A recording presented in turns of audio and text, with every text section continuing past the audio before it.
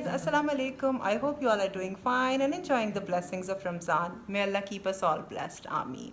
Well, today I'm going to share with you all the recipe of aloo ka samosas with some chanas that you can very easily make at home. To be honest, I'm not an expert, but I did give this recipe a try before I share it with you all. The recipe of chanas and stuffing I've created by keeping in mind the flavors and preferences of my family. So I hope you all are going to enjoy it too. We normally don't make samosas at home because they're easily available from the local vendors. But because of the lockdown, it's easy and very convenient to make at home. So why not we give it a try today? Let's start. We will start by preparing the dough first. In a bowl, we are going to add some all-purpose flour. To that, we are going to add some salt, a few carom seeds, and a couple tablespoons of ghee. We're going to knead it into a firm dough. It shouldn't be too soft or elastic. Should be a little tight. I'm using a machine here. You can do it by hands. Going to add a bit of water till we get our desired result, and we'll form it into a dough and we'll let it rest for some time. Now let's prepare the stuffing. I'm going to heat some oil in a pan and we'll saute some chopped onions and green chili till it gets a little soft. Going to add a few spices at this point. Some cumin seeds, some carom seeds, some chilli flakes, and going to mix again.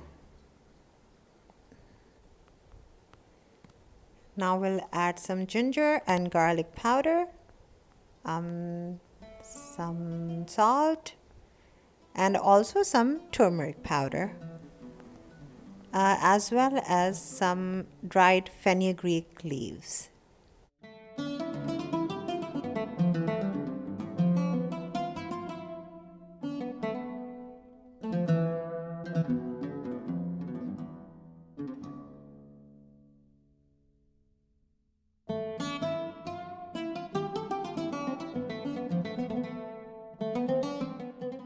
After mixing, I'm going to add some whole coriander seeds, and we'll also add some water so that our spices doesn't burn. After mixing, at this point I'm adding some dried pomegranate powder and going to mix everything together.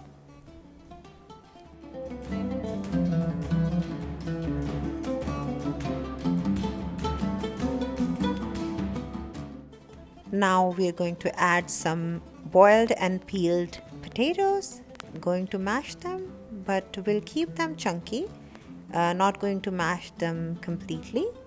There should be a few potato chunks in the mixture, and we'll mix everything together again till all the ingredients are well combined. We're going to turn off the heat now and we'll let the mixture cool down completely before we are going to add the fresh coriander.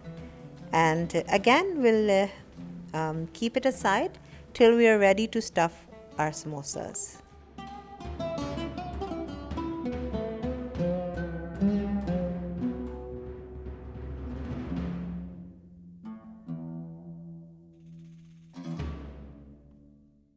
The dough has been resting for some time. Our stuffing has cooled down completely. We're going to roll out the dough so that we can make small balls and then flatten them to make our samosas. Just look at how I'm doing. Just going to cut this long cylindrical dough into equal parts and then roll them into small balls.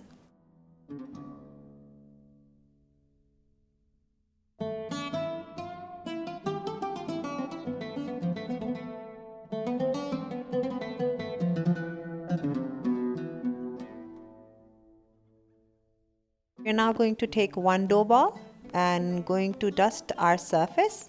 We'll flatten it with the help of a rolling pin, and we're going to make it a bit elongated, not round, a little oval-like.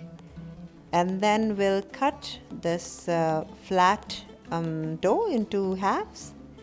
We'll take one half, flatten it more, and then going to brush it with the water so that when we seal the samosas, they don't open while frying, and otherwise all the stuffing is going to get out into the oil. So we have made one cone kind of. We'll hold it into our hand like this, and then we'll fill it with the stuffing as much as you like, but make sure that not too much, otherwise the samosa is going to tear. Now we are sealing all the edges, and our first samosa is ready. Well, I'm not an expert, so please don't mind the shape. I'm sure you can do it better, but I have made samosas, you can say, a couple of times before I filmed this video for you guys, because I don't want to teach you anything which I'm not good at myself. These samosas are approved by my family. They liked the stuffing, and that's why I thought to share it with you guys. I hope you guys are going to like it too. So let's make all of the samosas quickly, and then I'll see you when I'm going to fry them.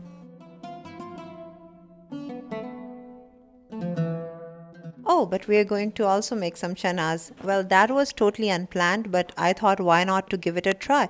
And trust me, they turned out great. I did add a few spices here, just some boiled chanas, chickpeas in some water. I'm going to list down all the ingredients in the description box below, so don't worry.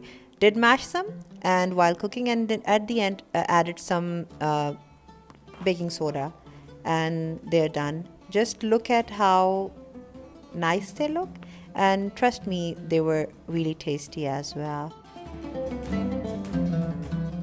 I also tried making some namak paras with some leftover dough, and honestly they turned out great as well.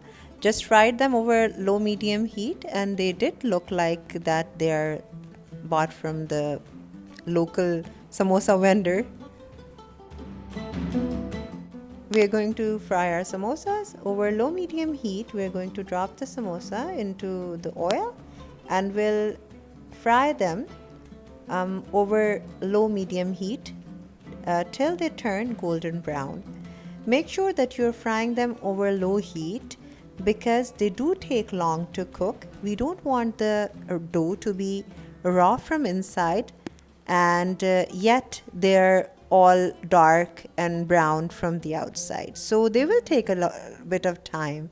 So be patient. Look at these namak paras, how lovely they look. So you are going to keep them, keep moving them around in the oil till they get our desired color. We'll take them out in a sieve and then later serve with these tempting chanas. That's all for now, guys. I hope you guys are going to give this recipe a try and will leave feedback. As always, all of the ingredients and their measurements along with all of my social media handles are mentioned in the description box below. Please keep liking, keep sharing and commenting, and do subscribe if you haven't already. And don't forget to hit that bell icon. We'll be back with more of the Ramadan special recipes really soon. In the meantime, please stay home, stay safe, and take good care of yourself and of your loved ones. And don't forget the underprivileged ones. Wishing you all a very happy Ramadan once again. Happy Iftar. Bye.